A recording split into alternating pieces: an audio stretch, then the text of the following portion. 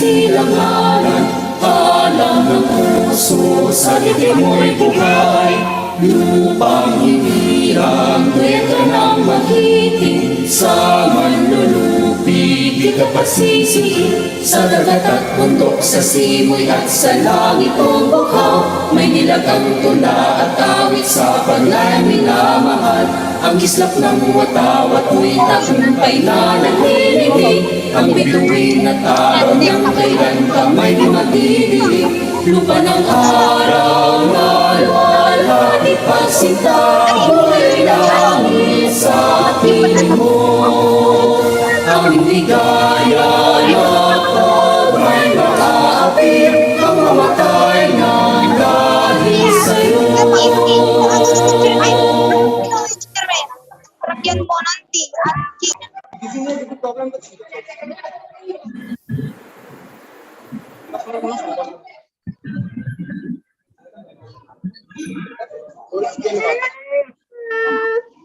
isa ba matkayakay?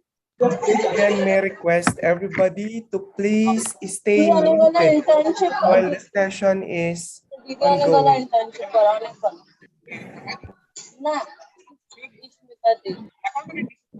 As you might be okay, I am now the co-host. I can now kick out some of you if you will not be. Okay, my apologies, but I'm now removing participants who are not listening to us.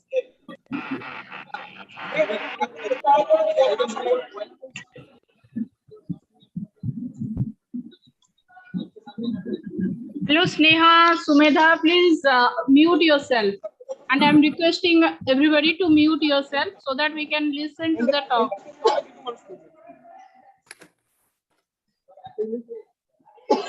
Okay. I think Dr. Evelyn is already with us in the meeting.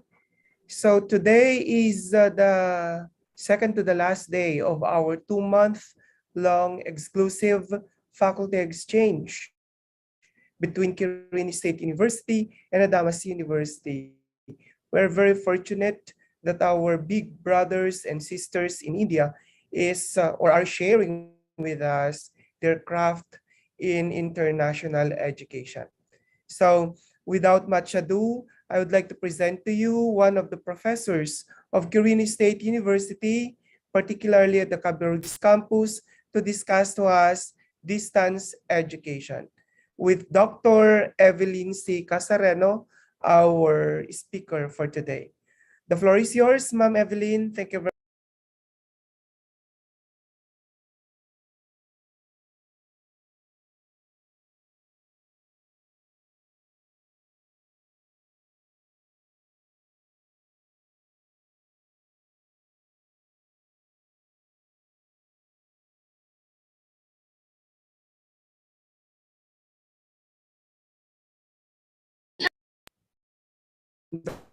Dr. Evelyn.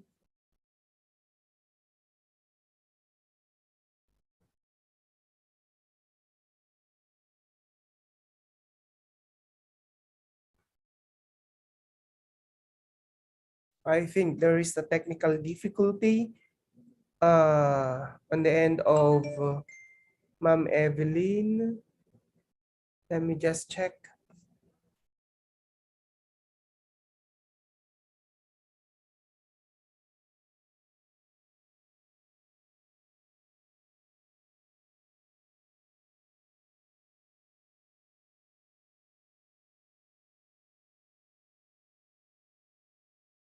May request Jairus to play some videos.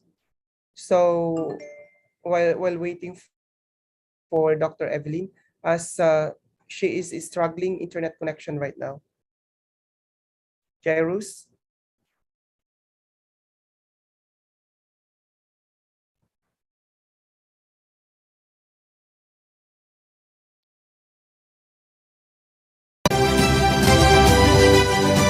Quirino State University, molding minds, shaping future.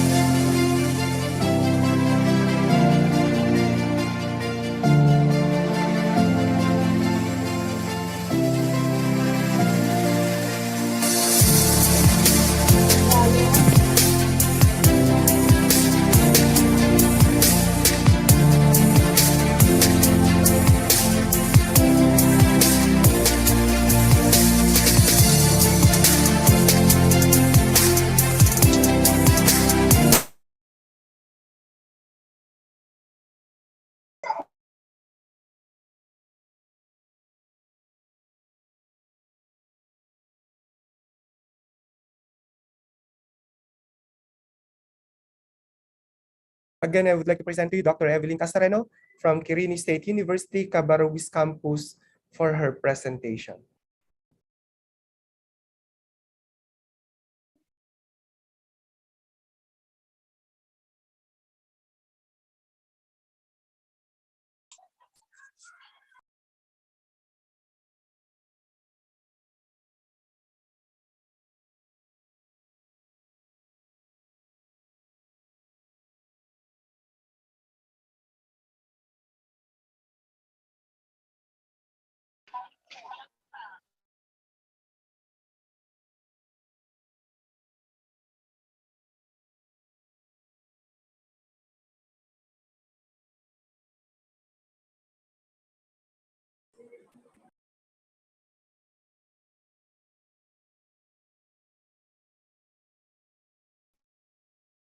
Ma'am Evelyn, you can send us your presentation and I'll just play it for you.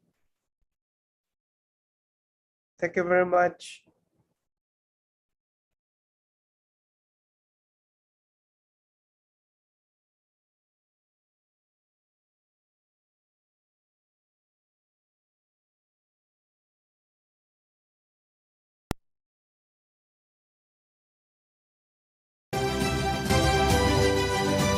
Quirino State University, molding minds, shaping future.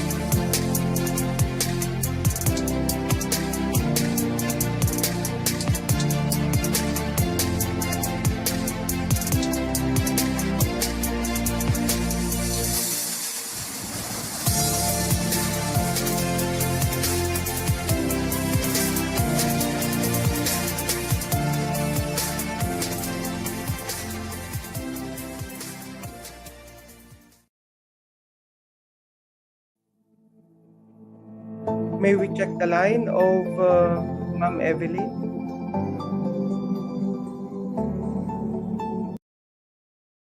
Ma'am Evelyn, are we good now? So we can start the presentation.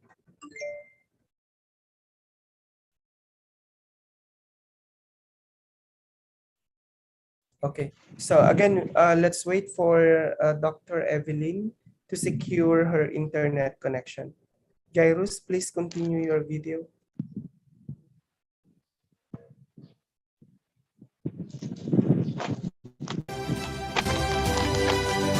Quirino State University, molding minds, shaping future.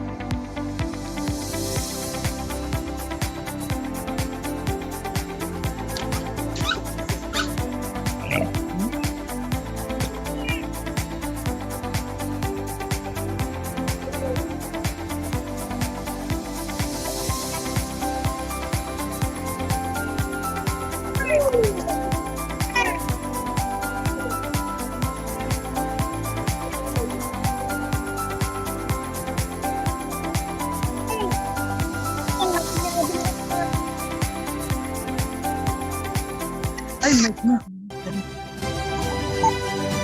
Quirino State University, molding.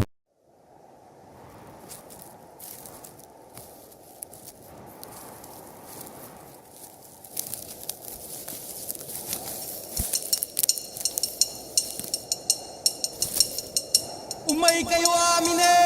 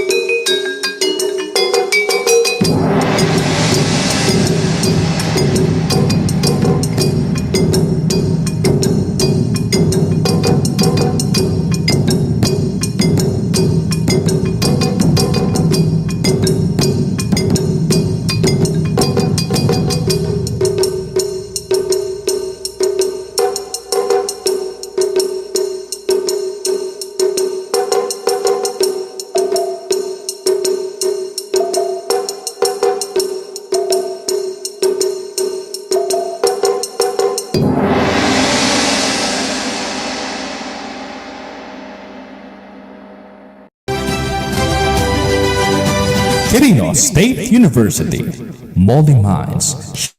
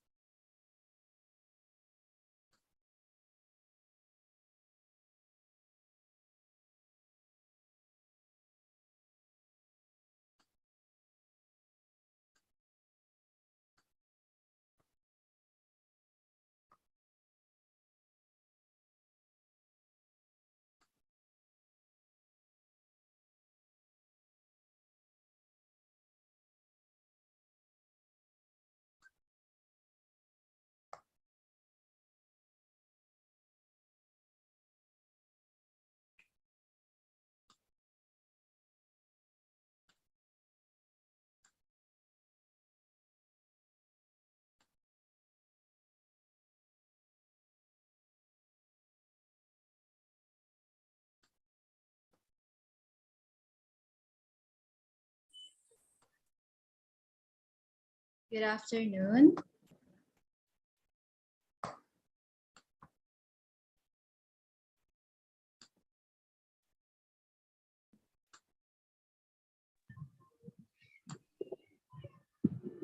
Good afternoon. Checking if I am heard.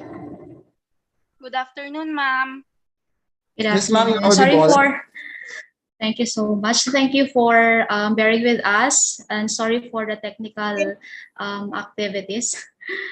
Okay, so let me now proceed with the discussion.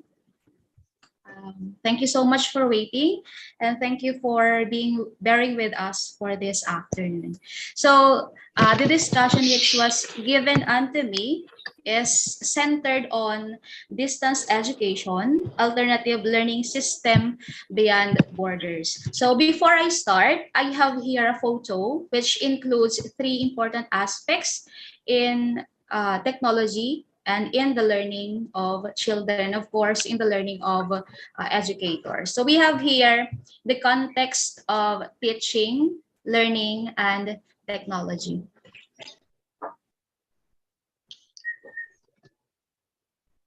I hope my screen is visible.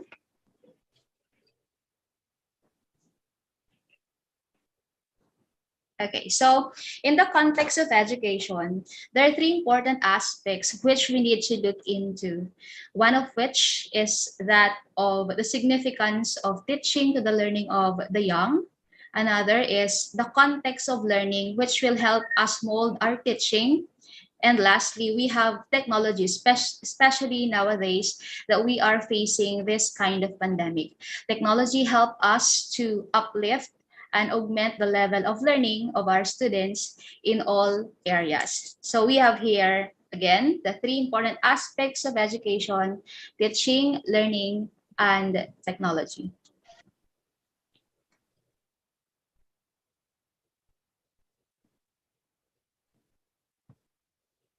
Okay, so before I start with the simple discussion, we have here the house rules. First, to please mute your microphone while the discussion is going on, unless you're called to participate. Next, if you are to voice out any concern, please wait for your turn before speaking. Also, you may use the chat room to state any concern regarding the presentation and use the appropriate language in the discussion. Most preferably, please use the English language. Okay, so we have here the topic outline for today's presentation. First, we have the definition of distance education and related concepts. Second, the characteristics of distance education. Third, issues and discussions, which also involves aspects on the different challenges that we face during distance education. Fourth, advantages of distance education. 5, key players in distance education. 6, types of interaction in distance education. 7, delivery types of distance education. 8, distance education technology. And last but not the least, which actually is the heart of this presentation, are the e-learning tools for distance education. So again, our topic for today is all about distance education and its alternative learning system beyond borders. I am your presenter for today. I am Miss Evelyn C. Casareno from the Philippines. Okay, so let's have first the definition of distance education. Okay, so distance education is synonymous with distance learning, open learning, e-learning, online learning, and web-based learning. So meaning when we talk about distance education, when we hear or when we see or read these concepts, they're actually synonymous or the same with the context of distance education. It is also a field of education that focuses on the pedagogy and andragogy technology and instructional systems design that aim to deliver education to students who are not physically on site. This is actually the reason why we are dealing with learning different tools or e-learning tools and other concepts, which will help us to augment the level of learning despite the pandemic. Also, in this area,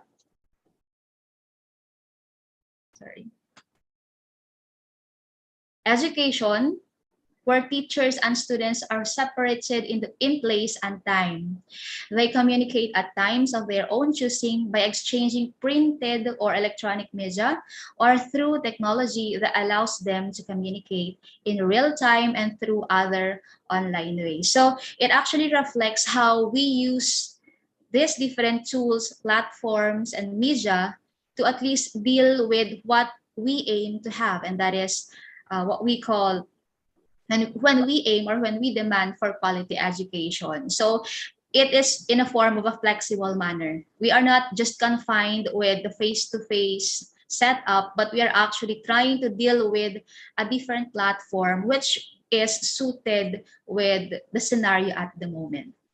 Okay, it is also where instruction is delivered through specially designed materials and methods using appropriate technologies and supported by organizational and administrative structures and arrangements. It actually focuses on what is being settled in a certain educational system. Say, for example, in our university, we will try to dig into the significant or applicable and appropriate learning management systems for our learners. So it's not always that what we call there is only one way to deal with something. It's not like that.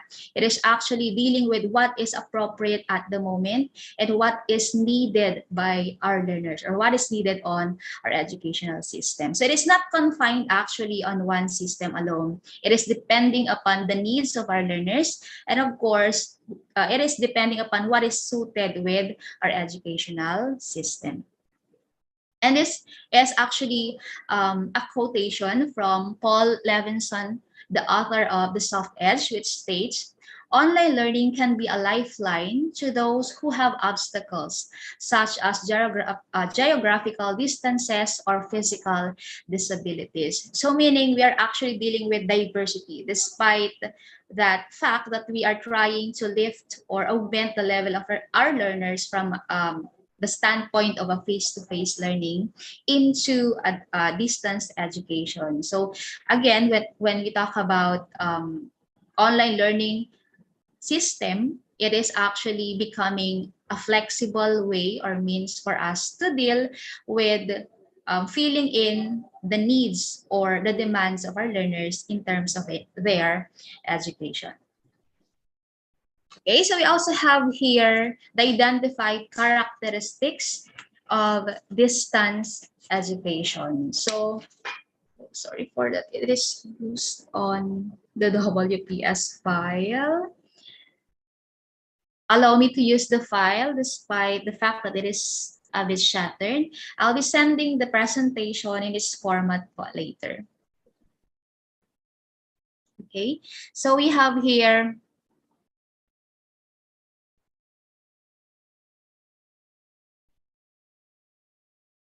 the characteristics of distance education.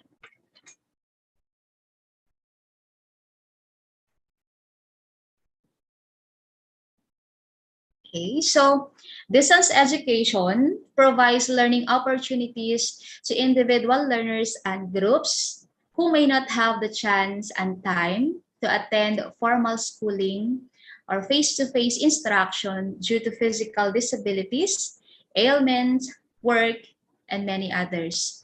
So the reason why we are dealing with these characteristics is for us to open our thoughts or open our minds regarding the fact that distance education doesn't only cater those who have the capability to deal with it.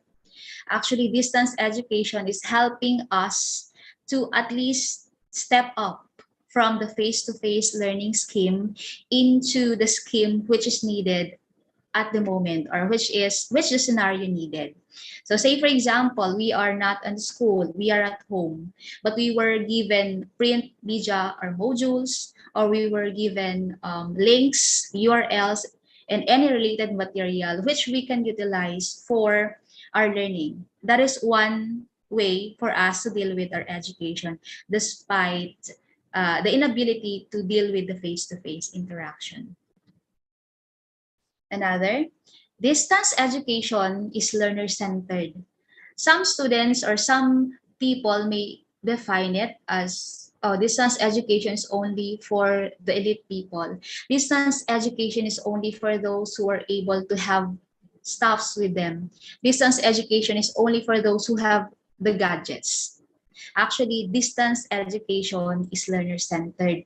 It is self-paced. So teachers are no longer there to demand you to finish a certain activity in a time-bounded manner.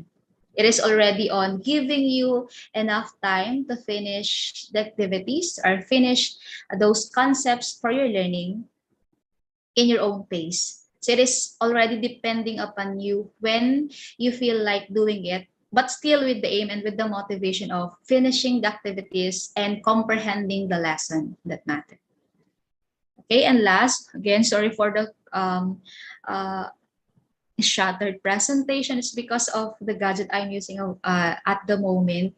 It's not in sync with the system and the office I used on the other material, but I'll be sending the presentation later.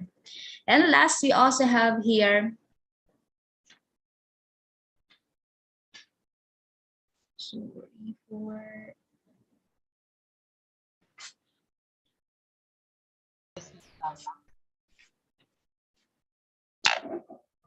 okay, distance education provides learning packages designed for self-directed learning, utilizing various media, multimedia, and other new technologies prepared by academically qualified instructional designers.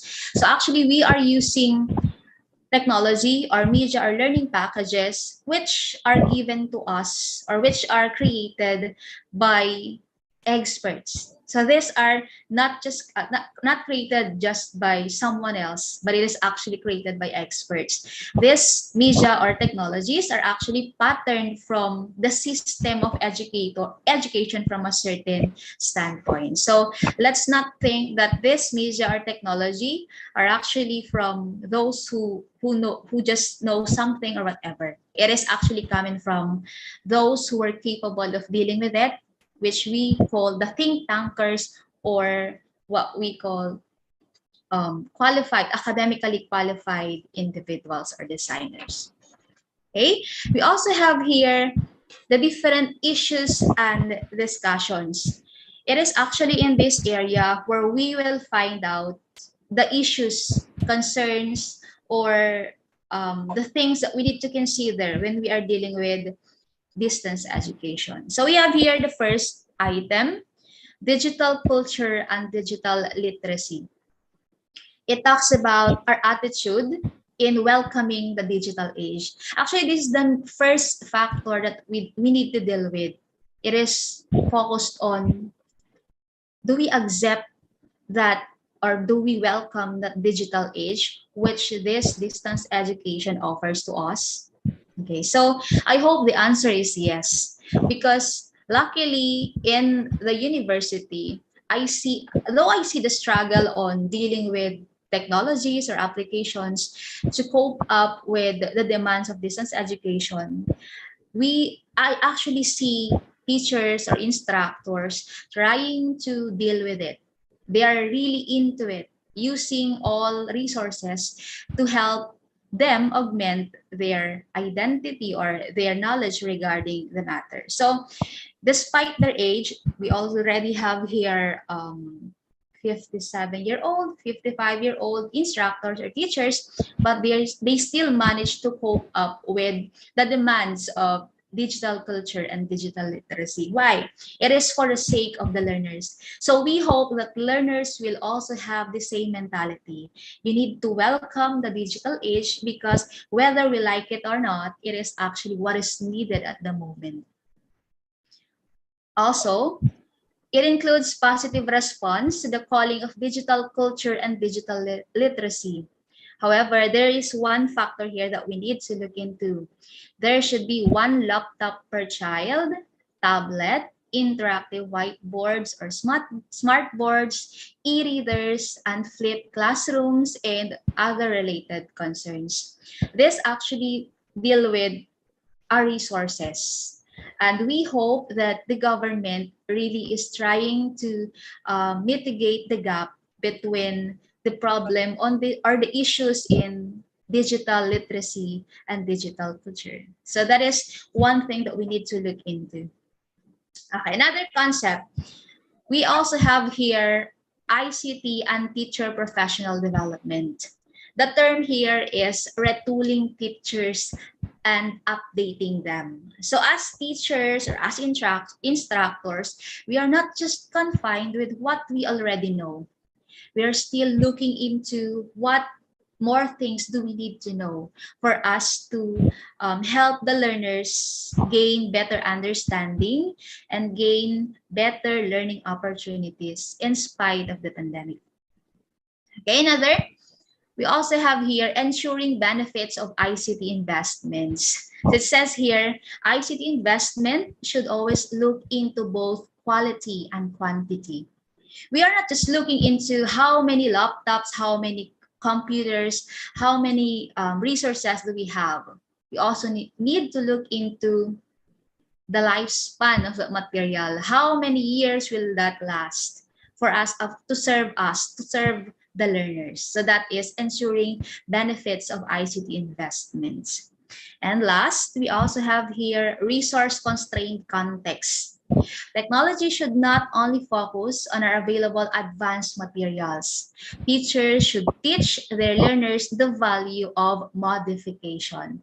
Meaning, let's not just deal with the materials that we have. Let's also look into what more can we do to help the government or to help the school to provide the learners with better learning opportunities, better learning materials, and the like. So I hope that these concerns are actually being looked at as we deal with this time of pandemic. So I know it's really hard to deal with these matters, but with the help of the government, with the unis or with the camaraderie and the consensus in the universities or in the schools, everything will be settled and the demand for quality education will be achieved.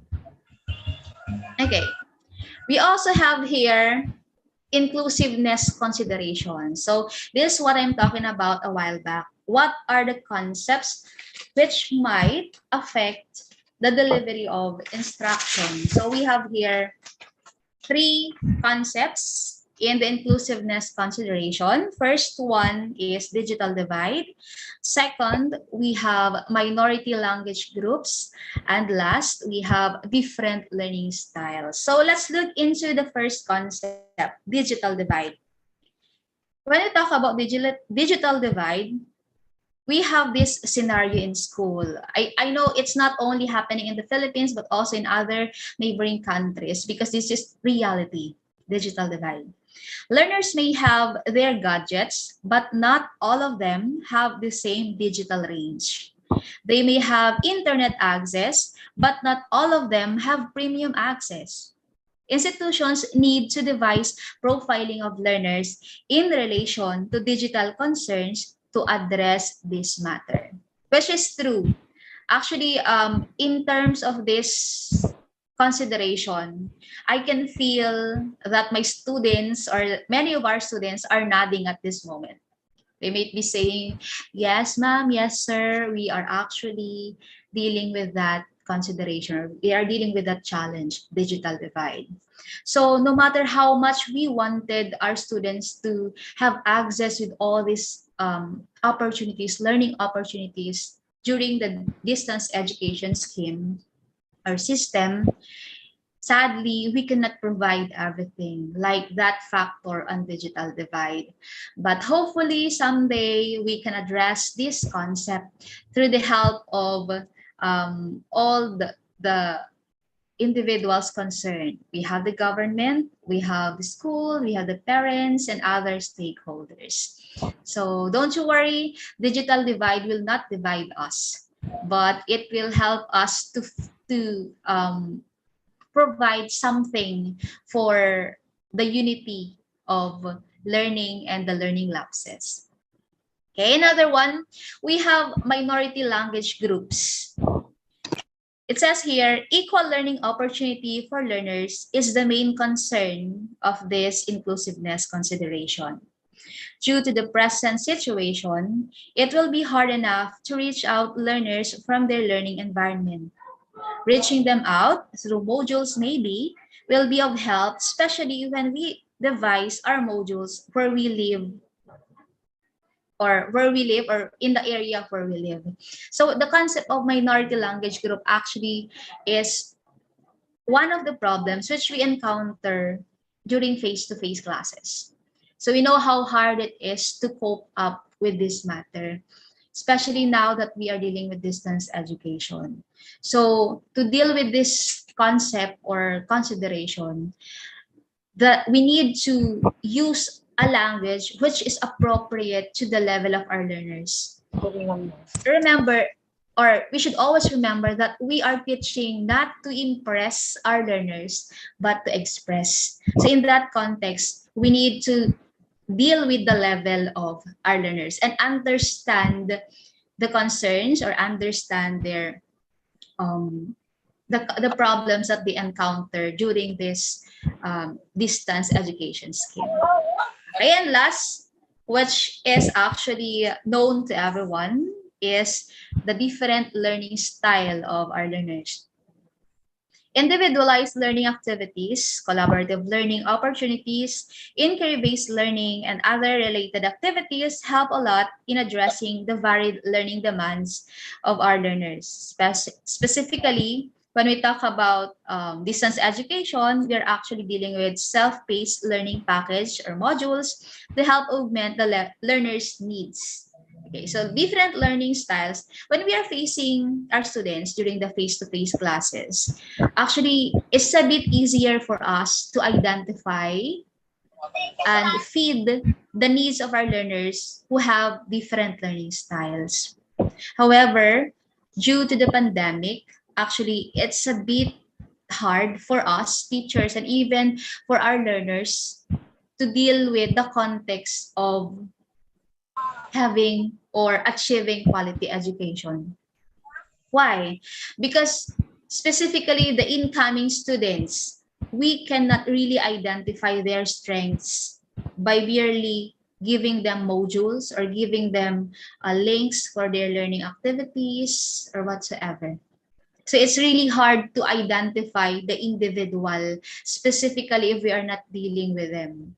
So it is really one of, it may be the last, but actually it's one of the heaviest concerns that we need to deal with in terms of distance education, specifically in dealing with how will we help them manage better learning or how will we help them deal with quality education. So I hope that these three factors or inclusiveness considerations will be looked into, specifically now that we are in the pandemic. And hopefully, even if we will already be on the new normal, or shall I say, may I borrow the phrase which was stated by Dr. Bautista, we are already on the now normal. So hopefully we will still address these concerns even if we will be having the face-to-face soon. Okay, so again, these are the inclusiveness considerations which we face when we are dealing with distance education. Okay, so we also have here, despite identifying the different challenges or the issues and concerns, we also have here the different advantages of distance education. Okay, so the first advantage of distance education is that of gaining extra knowledge. Why gaining extra knowledge? If we already know those concepts or learning concepts. Actually, gaining extra knowledge focuses on the use of educational technologies, the use of learning tools or learning packages to augment the level of our learning. So we know everything already, or shall I say, we know much of these things already, but trying to use them to augment the level of our learning is an extra mile. So we teachers feel like we are always teaching this and that, but the learners actually doesn't know how to deal with them. But this distance education taught our learners and even some of the teachers or instructors on dealing with the different packages, learning schemes, learning tools, or educational tools. And that is gaining extra knowledge in terms of education. Next, as we already stated a while back, one of the advantages of education is it is self-paced learning. So it is depending upon your pacing. So if you want to finish the activity at the moment and comprehend the entire concept at the moment, it is up to you. So we teachers, we instructors will serve as facilitators in this learning journey. But everything should also be taken seriously by the learners. So you need to deal with your own learning by yourself alone. But you still have the teachers, you still have the parents and other immediate supervisor or immediate individuals who can help you achieve a better learning opportunity. So it's up to you, but still it is with the help or the scaffold of the teachers, the parents, and other immediate individuals. Next, accessibility. Okay. Before, on the face-to-face scheme, actually, when the teacher uses a book, it's really hard for the learners to find such book in the library. They need to borrow it or they need to buy some stuffs online or in different bookstores. Nowadays, since we are dealing with distance education, we teachers or instructors need to provide you learning tools or need to help you find for better learning tools or better learning schemes. And those should be accessible to the learners and to the teachers. For us teachers to monitor your learning growth and for you learners to be able to experience dealing with them and to deal with that experience in the learning world. Next, we also have here interaction. So you may be saying, how could we interact with our teachers if we are not dealing with them face to face? Okay, so we have different platforms. We are actually using different platforms in this matter. So interaction happens, it's no longer on the face-to-face scheme, but it is already on the online scheme or virtual world. I will set an example where interaction happens and students hopefully will reflect on this. So we actually use Facebook as our learning tool. So under Facebook, we use Messenger or what you call group chat. So we create group chats or group where group members are the students and the teacher. Now, we use group chat for information dissemination. And as a teacher, I will utilize the group chat for my students alone and no other thing. There's no personal thing on the group chat. It is in general thought. However, students sometimes use personal messages or direct messages towards their teachers or instructors. The question is, are we using the proper scheme or not? Okay, actually, it's a challenging question because you might be saying, of course, mom, we are still using the right, we are still on the right track because we are dealing with interaction. It is right. You are interacting with your teacher or you are interacting with your instructor. However, you are actually missing something, and that is using or maximizing the use of a certain platform for your learning.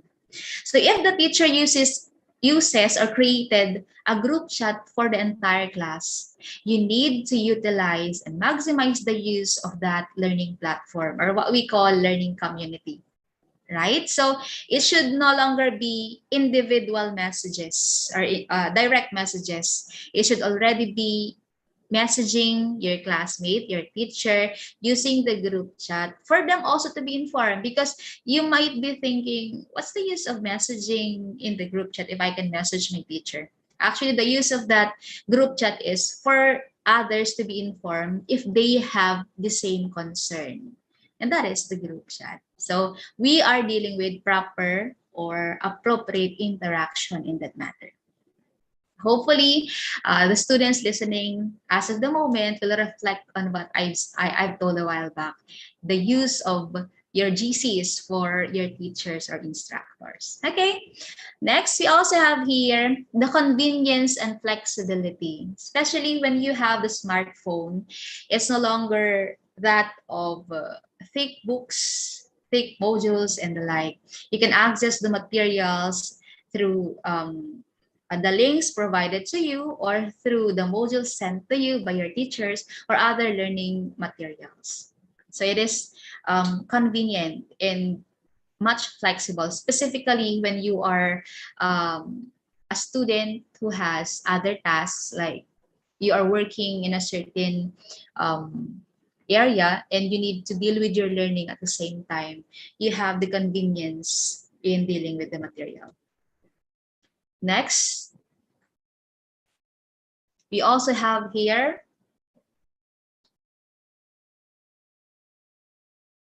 individualized instruction. It is actually the couple or the twin of self-paced learning. So when we talk about individualized instruction, it's actually both for the teacher and for the learners. Why for the teacher? As a teacher, we need to conceptualize, or we need to look into learning materials or tools which can be utilized by everyone, or which can be utilized by our learners. It should not only cater with those who are capable of learning that certain material. It's not on those who are gifted or those who are knowledgeable on that material application or learning tool. It is for everyone. Why for the students or the learners? Because it is self-paced. You deal with your own learning construct. You deal with your own learning concept, and the teacher will just help or guide you or give you scaffold as to reaching or as to what we call comprehending the thought or the core of that learning material. Okay, and lastly,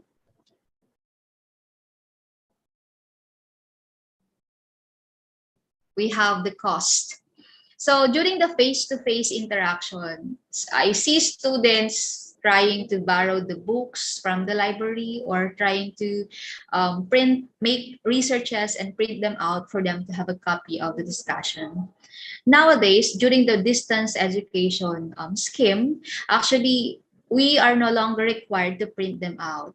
If our teachers send us links or send us soft copies of the material, the interaction should also be in the same manner. So you are given a soft copy, give back that activity sheet or learning tool through a soft copy.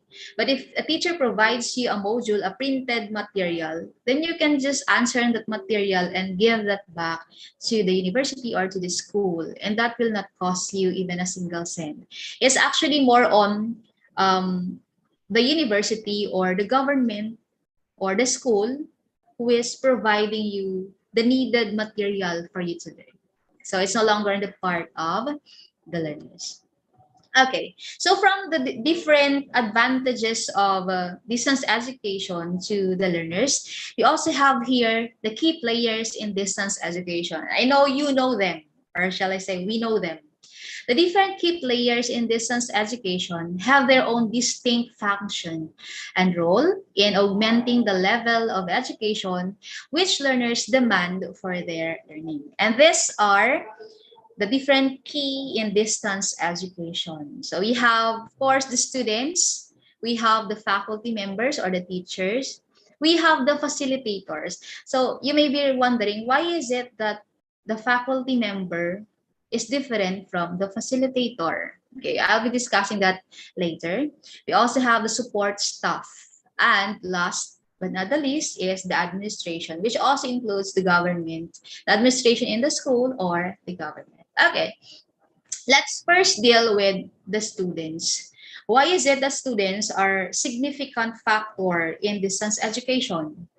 So of course, there will be no learning or there will be no teachers if there will be no student. What is the main role of the student in the process or in the context of education? So the students are the reason why we deal with educational opportunities, we deal with learning opportunities, and we deal with technological opportunities.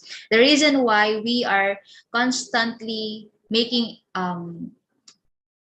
how do you call it, innovation in the context of education is because of the students, because those are the needs of our students in the context of quality education. Okay. Next, you also have the faculty members or the teachers or the instructors, of course, to feed the needs and the demands of the students for quality education.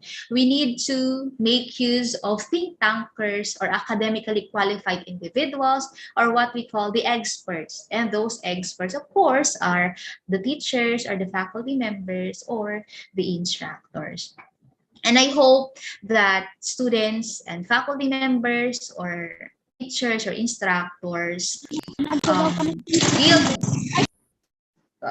build within them the core of I am significant in the world of education.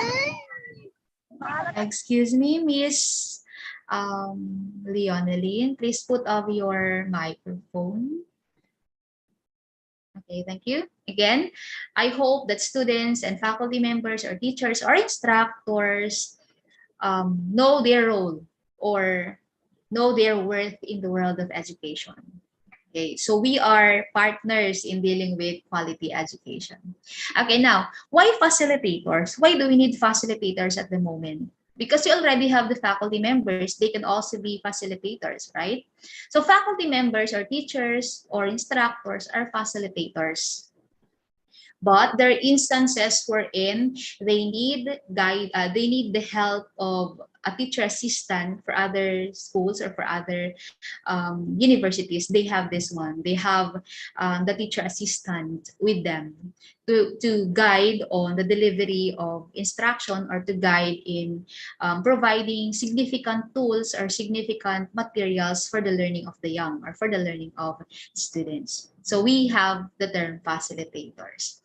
Also, we have the support staff. Important concept for the support staff actually are the IT experts. So why do we need the IT experts then in the distance education scheme? Of course, they are the ones who are knowledgeable enough, who are expert enough in dealing with the context or the factors regarding the internet, technology tools, educational platforms, and many others. So we actually call them the ICT experts. They call them, others call them the media expert, information technology experts, and the likes. And of course, last but not the least, we have the administration. So when we talk about the administration, as what I told you a while back, it's not only the school officials, it's not only the campus officials or the university personnel. They actually are with the help of the government. Why? Who give us funds? It is the government. So we use the available resources given by the government for us also to provide significant tools, significant materials, significant opportunities for the support staff, for the facilitators, for the faculty members, and most especially for the students. So the impact of the administration is cascaded down to the students, who actually plays one of the vital role in dealing with education. So they are the beneficiaries, or we are the beneficiaries of the administration. However, we need to not always deal with what the administration can give us. Everything should be in consensus. So we should help one another to build or to achieve a better learning opportunity, or what we call quality education. Okay? Next, we also have here the delivery types on distance education. Actually, we have what we call synchronous interaction and asynchronous interaction. And I know this is no longer new to our students and of course to our fellow faculty or fellow teachers or instructors. But we just need to have a review of this because we are talking about distance education.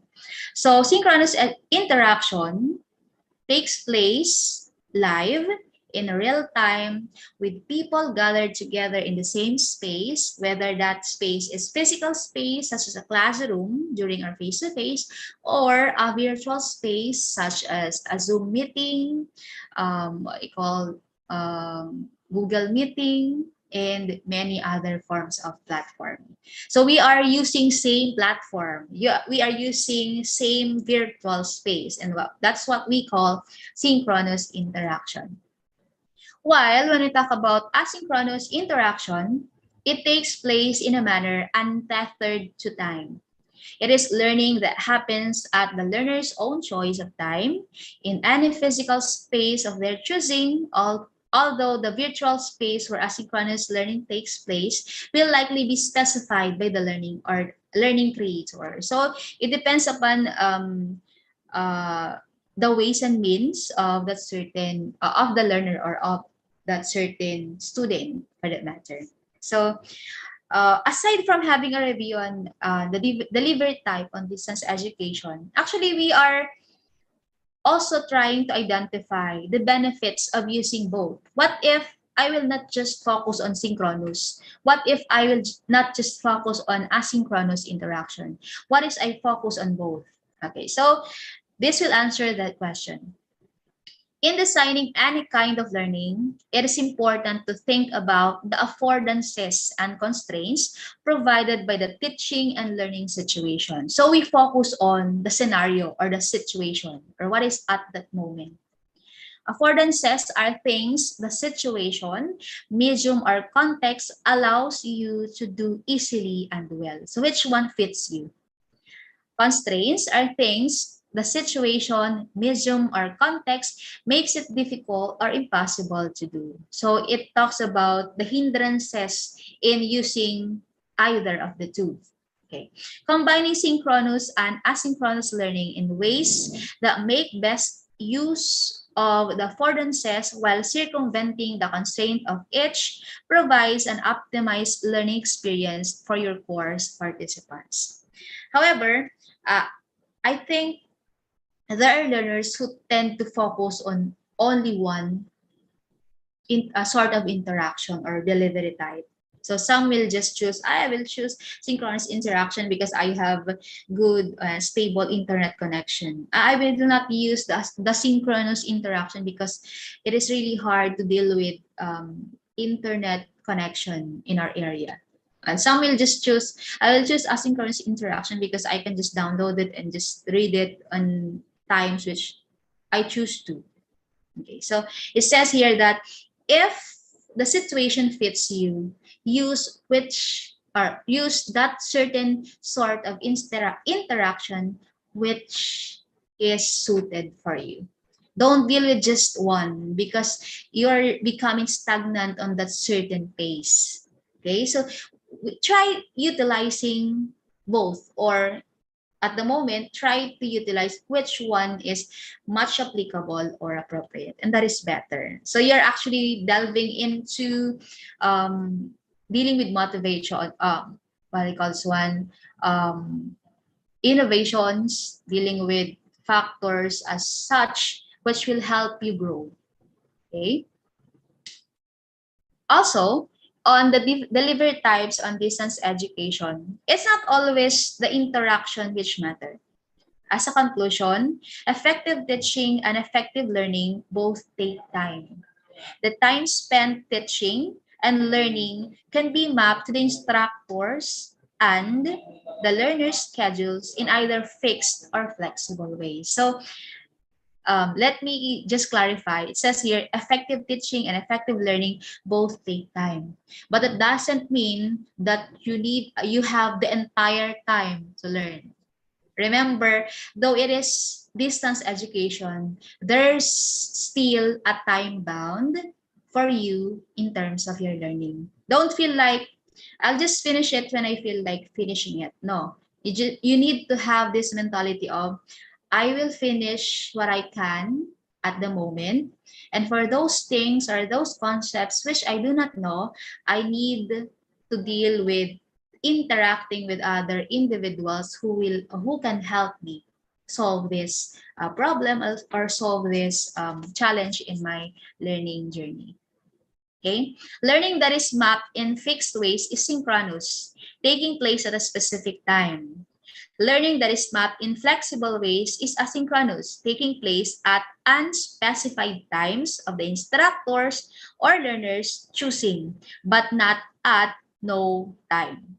Learning that takes place at no time is not asynchronous. It's simply ineffective. So I hope that the concept of this delivery type during the distance education scheme is clear to you, and that you know which one is applicable to you. It says here that factor which states no time is what we call ineffective learning. And I hope that learners with us today know that they are effective learners. Thus, they need to deal with any of the two, or they can also utilize both of the delivery types and distance education. Okay, there are also types of interaction in distance education, which I think you are familiar with, specifically that we are already on our second year, I guess, of dealing with the pandemic or dealing with distance education. However, distance education is actually happening even before pandemic, because we are actually having our students deal with learning opportunities like different platforms for them to learn better. Okay, so we have the first type of interaction, which is learner content interaction. It is actually focused on the learner and the learning package which is given unto them, or the learning materials or the learning tools provided unto them. Okay, next you have learner to instructor interaction. Instructors actually help the students to reinforce understanding of the material or elucidate meaning. Actually, the instructors or the teachers serve as the motivators, serve as the facilitators, your coach during distance education. They are not confined with merely teaching you. Okay, they're actually widening their horizon to help augment your level of understanding or your level of comprehension on your lessons. Okay, next, we also have here learner-to-learner interaction. When does it happen? Okay, actually, teachers or instructors give you ample time to deal with learning through self-paced learning or through learner-to-learner interaction. It is actually when you try to seek for help coming from your co-learners, especially when you know that they are knowledgeable on that area. So that is what we call learner-to-learner. That is actually reflected from pathways which we use, or learning management which we use, like that of learning community. Okay, there are instances where the teachers let their learners to form groups within their locality or within their reach, which they think or which they feel like learners who can help them also. So that is learner-to-learner interaction. And last, we also have learner to technology or system interaction. Students' experience with computers can affect their learning in distance education, as well as improve their computer skills.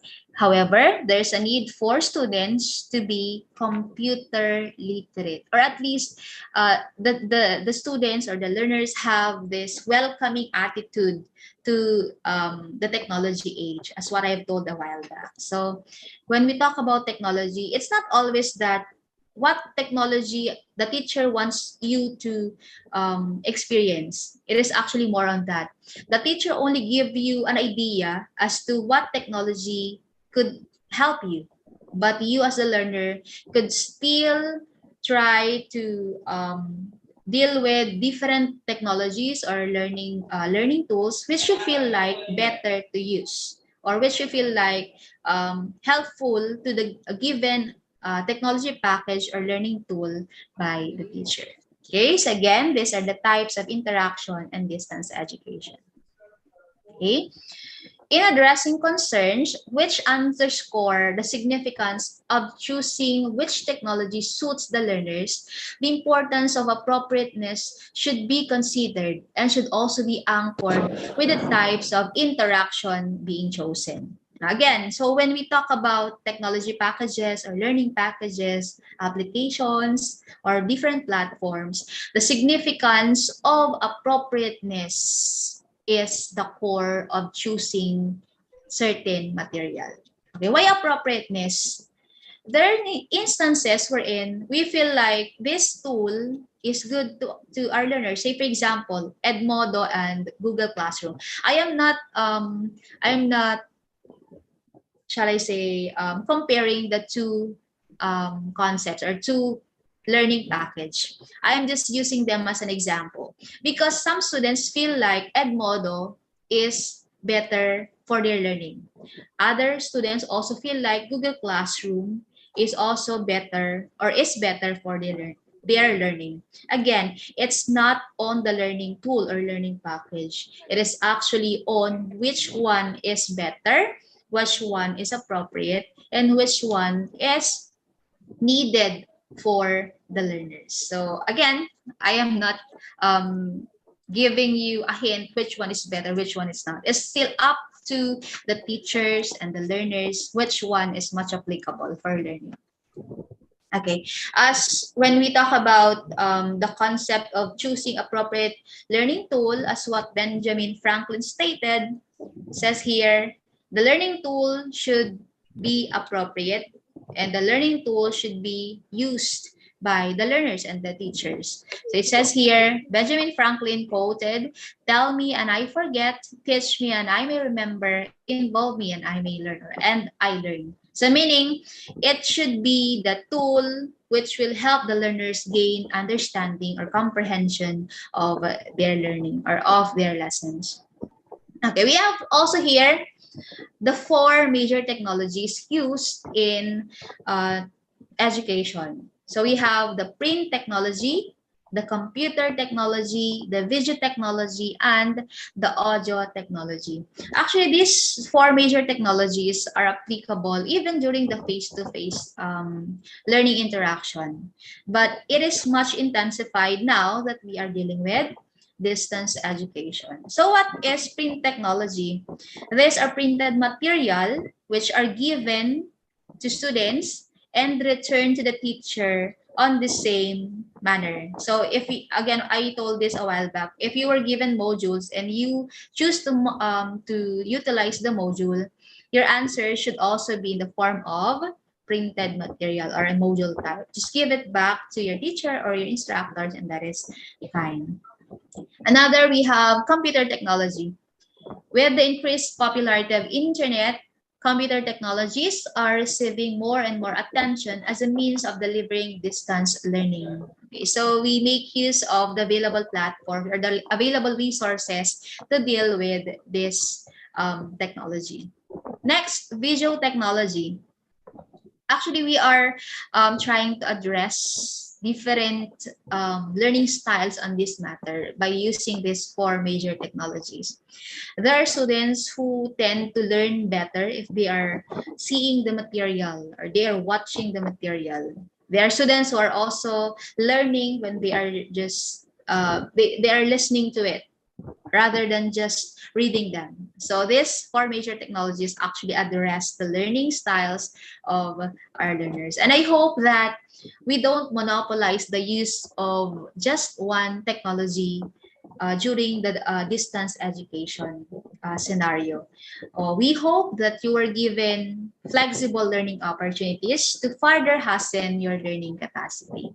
So we have the four major technologies: print, computer, video, and audio technology. Okay, so I actually am reaching with a couple of few slides, so please bear with me.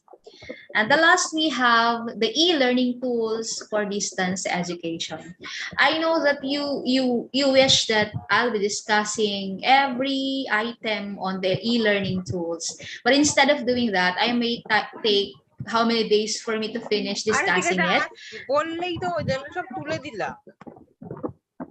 So I just choose to state here the different online platforms, free platforms, which we can utilize for both for learning and for teaching. So the e-learning tools are resources including general e-learning tools for educators, subject-based tools for students, and extensions to assist students with learning differences.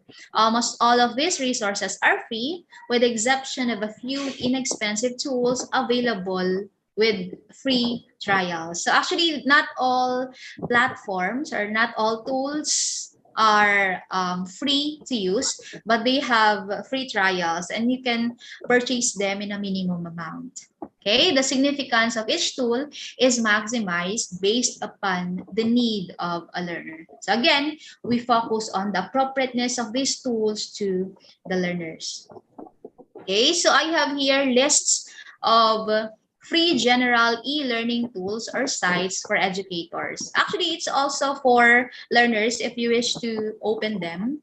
I can give you, I'm giving you actually the links of these files so that you will be informed as to which site is applicable or what are the features of these tools for the learning or for the education of the child. So we have here the identified tool name, its description, and available links for the site. So we have Age of Learning, we have Bitable, Canva, Edmodo, Factile, Flipgrid, Kahoot, Khan Academy, Nearpod, Padlet, Quizlet, Screencast-O-Matic, Seesaw, Test Teach, and Wix. So these are the free general e-learning tools and sites for educators. Don't you worry, I'll be sending the document, which includes the link for you to just click it whenever you need it later. So whoever needs it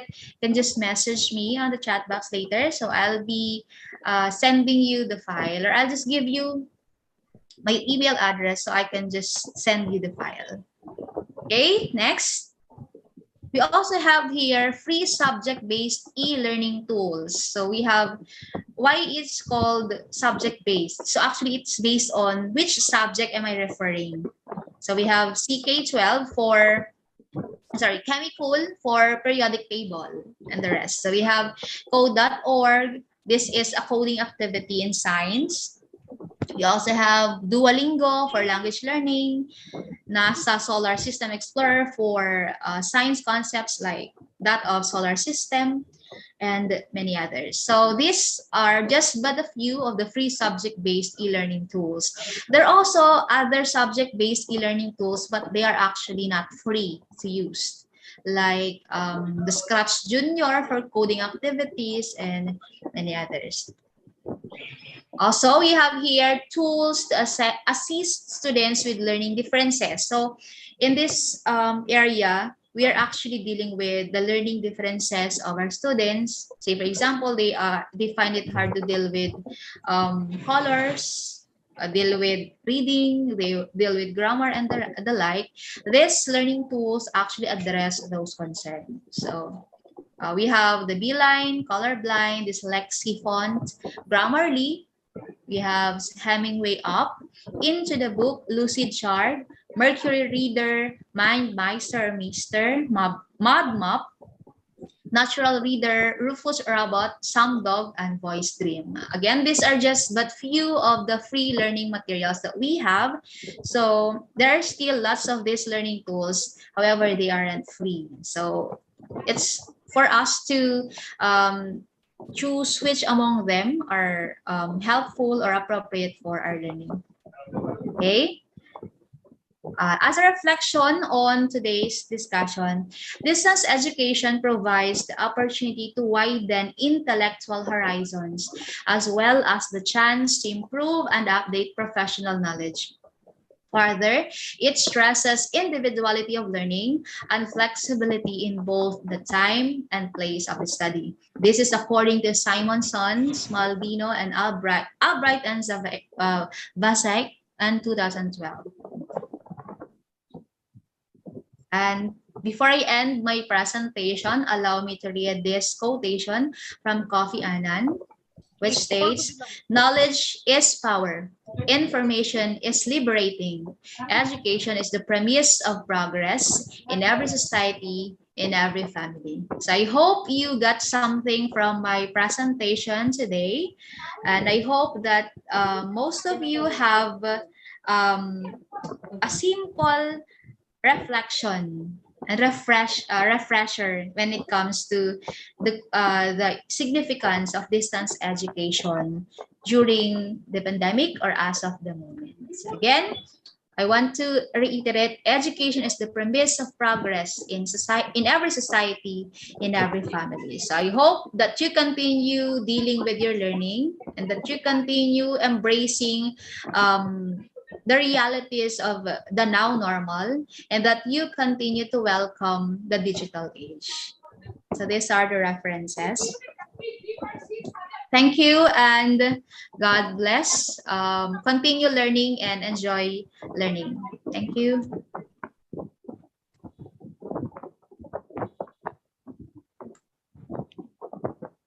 Thank you, ma'am. My pleasure. Thank you so much, ma'am. Thank you. Now I would like to request Assistant Professor Mr. Abhishek Banerjee to give vote of thanks. Thank you, ma'am. Good afternoon, everyone. Good afternoon from India. Hope you are doing well, ma'am. Thank you so much for bearing with us. No, it's not about bearing, ma'am. So, Dr. Evelyn, thank you, ma'am, for your presentation over the distance education and its e-learning and all. Thank you, ma'am, for the presentation. I would like to thank all the dignitary members of Synchronous State University as well as Asynchronous University of India. I'd like to thank Dr. Bautista and Dr. Programanti from both the universities to organize this 2 months long exclusive faculty exchange program with such a well-organized manner. And I would like to thank all the students and the participants as well as all the faculty members from both the universities to cooperate with us to make this event such a successful one. Next week we will begin on 29th of April with the discussion topic on action research delivered by Dr. Program Mahanti, Asynchronous University, India. So till then, take care of all of you and bye-bye. Thank you so much. You're welcome.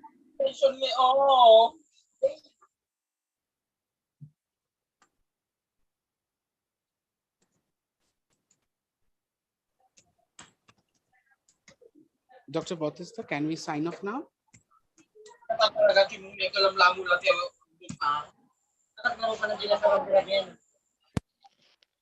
Oy, awan ni baga Kim. Baka ni Milya. Ha? Ni Milya. Ito pa kung malaman kayo dito kung nakuha yung Thank you so much to all of you. And we will be again meeting on 29th of April for the last day of 2-month-long faculty exchange program between Quirino State University and Education Adamus University. Till then, bye. Thank you so much. Thank you, ma'am. Thank you po.